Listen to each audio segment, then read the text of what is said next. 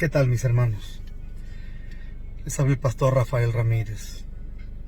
Estaba estos días encerrado, hablando con Dios, para ser específico 2 días, preguntando a Dios muchas cosas. Obviamente son días que parece que todo se detuvo. Los grandes fanáticos de la NBA, de la MLS, los fanáticos del béisbol, la UEFA Champions, el AP Tour, los fanáticos que les gusta el tenis. Hoy seguramente Nadal y Djokovic y Federer y algunos otros más entrenarán en algunos lugares para mantenerse en forma, y algunos clubes tendrán a su gente de alguna manera haciendo. Pero lo cierto es que el planeta está encerrado, y estaba orando a Dios, y de pronto me encontré con el libro de los Hechos, y la Biblia dice que Pablo lo iban a llevar a un juicio muy fuerte, donde todo se creía que Pablo moriría y que ese sería el final de la historia del ministerio de Pablo. Y la Biblia dice que Pablo fue enviado a Roma, y dice que en el viaje pasaron muchas cosas. Había un viento que era totalmente contrario. Después se montó en una barca de una gente alejandrina, y ahí el viento se puso peor. Dice que Pablo una mañana se paró y dijo que no era bueno que siguieran, porque el Señor le había mostrado que iban a haber muchas pérdidas de enseres y también de personas. Pero nadie le hizo caso, porque obviamente él era un preso. Eso fue como en el tiempo de Micaías, cuando todos los profetas le decían: acá ve, porque vendrás con gran gloria y gran bendición. Pero Micaías tenía miedo de hablar, y cuando Micaías dijo: no, es que Dios me dijo que esto será, que irás a la guerra pero no regresarás, la Biblia dice que lo golpearon en la boca. Yo he escuchado tantas prédicas que me parecen tan interesantes, pero tan faltas de verdad.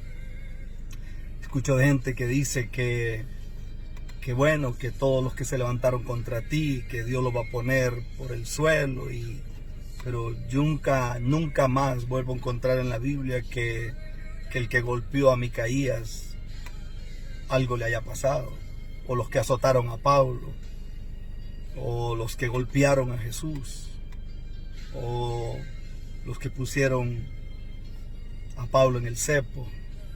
O sea, yo creo que ministerio es otra cosa. Todo hombre o mujer que decida servir a Dios siempre tendrá dificultades. El precio más alto será el repudio, porque decir lo que Dios dice en este tiempo no es fácil. Pero estaba leyendo esto y me llama la atención, porque creo que Dios quiere decirnos algo a nosotros.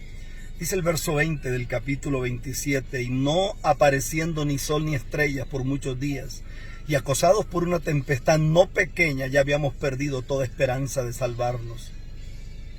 Oiga, qué fuerte es esto. Entonces Pablo, como hacía ya mucho que no comíamos, puesto en pie en medio de ellos, dijo: habría sido, por cierto, conveniente, oh varones, haberme oído y no zarpar de Creta, tan solo para recibir este prejuicio y pérdida. Pero aquí aparece algo poderoso. Y el verso 22 dice: pero ahora os exhorto a tener buen ánimo, pues no habrá ninguna pérdida de vida entre vosotros, sino solamente de la nave. Porque esta noche ha estado conmigo el ángel de Dios, de quien soy y a quien sirvo. Cuando leía esto, empecé a llorar. Yo no tengo problemas para llorar. Creo que un hombre sensible, más creo que los hombres de oración son muy sensibles. Hay demasiada gente ahorita mismo en miedo. Le estoy hablando a usted que tiene familia en España, usted que es de Nicaragua. Le estoy hablando a usted que es de Venezuela y de repente no vive en Venezuela y usted quiere correr a su casa en esta hora. Estoy hablando a usted que vive en Estados Unidos, que vive en Norteamérica, usted que vive en el Canadá. Estoy hablando a usted que vive en México. pero posiblemente no eres mexicano. Estoy hablando a usted que en algún lugar de la tierra usted es inmigrante y usted siente que los días como que no tienen estrellas ni el sol sale. Estoy hablando a usted en el nombre de Jesús. Estoy hablando a usted. ¿Usted cree que en 7,000 millones de personas que habemos y un poco más, donde la huella digital suya es única, donde el iris del ojo suyo y el mío son únicos, donde el olor de su cuerpo y el mío son únicos, donde según la robótica, la biogenética y la bioquímica, ni siquiera las cadenas de ADN que componen tu cuerpo son iguales a las de otro, es decir, eres único en el componente genético? Cuando estábamos en el vientre de nuestra madre, éramos alimentados por el cordón umbilical. Cuando el cordón umbilical es cortado, se cierran unas aurículas, se abren una ventrícula y la sangre corre de un lado para otro. Nunca más volvimos a comer por el cordón umbilical. El Dios que te hizo único a ti y a mí, en esta hora no te dejará. Usted está preocupada, mamá, porque tiene familia en algún lugar de la tierra. De repente usted está estacionado en un país del cual no pudo salir.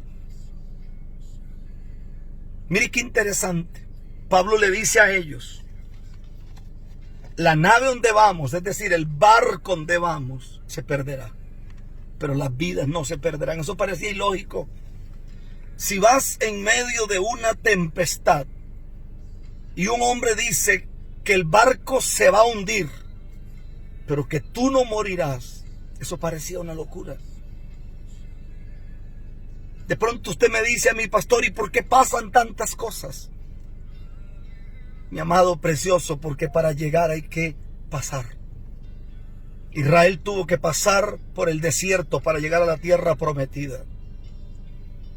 La Biblia me enseña a mí que José tuvo que ser vendido para llegar al trono y al palacio. La Biblia me enseña a mí que David tuvo que ser perseguido por 13 años y vivir en cavernas, y en lugares húmedos y en lugares fríos. La Biblia me enseña a mí que un hombre como Jeremías tuvo que pasar por el cieno, Daniel por el foso de los leones, Sadrach, Mesach y Abednego por el horno de fuego. La mujer del flujo de sangre tuvo que pasar en medio de la multitud para tocar el talí de Jesús. El Rey de Reyes tuvo que pasar por el Calvario de Gordón y la tumba para que usted y yo podamos levantar las manos y adorar a Dios. El Señor dice que a pesar de nuestros pecados, a pesar de nuestras inmundicias, he escuchado tanta gente decir, sí, es que una señal de los últimos tiempos es la apostasía. Señores, ya estamos en apostasía. Todavía siguen las locuras de gente por el internet pidiendo dinero. Todavía dicen que hay un vello en la Biblia. Por amor a Dios, ¿cuándo vamos a despertar? Lo único que yo sé es que hay un remanente, que cuando la trompeta suene será levantado. Según el libro de Tesalonicenses, seremos levantados por el Dios de los cielos. Yo le pregunté a Dios tantas veces, por los últimos 32 años profeticé, y todo lo que dije se cumplió. Y recuerdo que la semana pasada yo dije que esto se iba a detener, y obviamente esa palabra se cumplió. Pero dije que el espíritu de muerte se iba a detener también. No estoy justificando nada, pero parece que murió mucha gente y siguió muriendo gente. Entonces yo, Rafael Ramírez, creo que esa palabra no se cumplió. Y el problema mío no es que la gente crea que yo soy profeta o no soy profeta. El problema mío es en pasar 2 días encerrado diciéndole a Dios, ¿en qué te fallé? ¿Qué hice mal? ¿Qué hay oculto en mi vida? Que yo no te estoy escuchando como te escuchaba antes. Esta mañana me llamó alguien del servicio secreto de los Estados Unidos. Yo no sé por qué me llama gente así, que yo conocí alguna vez en Estados Unidos.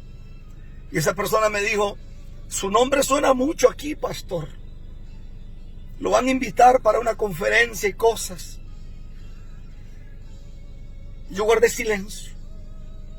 Y él me dijo, quizás usted no lo sabe, pero el ángel de la muerte se detuvo. Porque los reportes nuestros era que iban a haber alrededor de 10 millones de personas infectadas con el virus. Pero eso no pasó, pastor. Y se esperaba que esta semana iba a ser la peor infección de todas. Yo lo único que hice fue agachar la cabeza y llorar. Anoche me llama una señora y me dice el Señor que Él te está tratando a ti como a Jonás. Dios le dijo a Jonás que el pueblo sería destruido, pero eso no se cumple. Y eso no quiere decir que Jonás sea un falso profeta. Y Jonás está tirado debajo de un lugar mal, triste. Y yo le pregunté a Dios, ¿por qué pasan estas cosas? Y el Señor me dio una palabra anoche y me dijo, Rafael,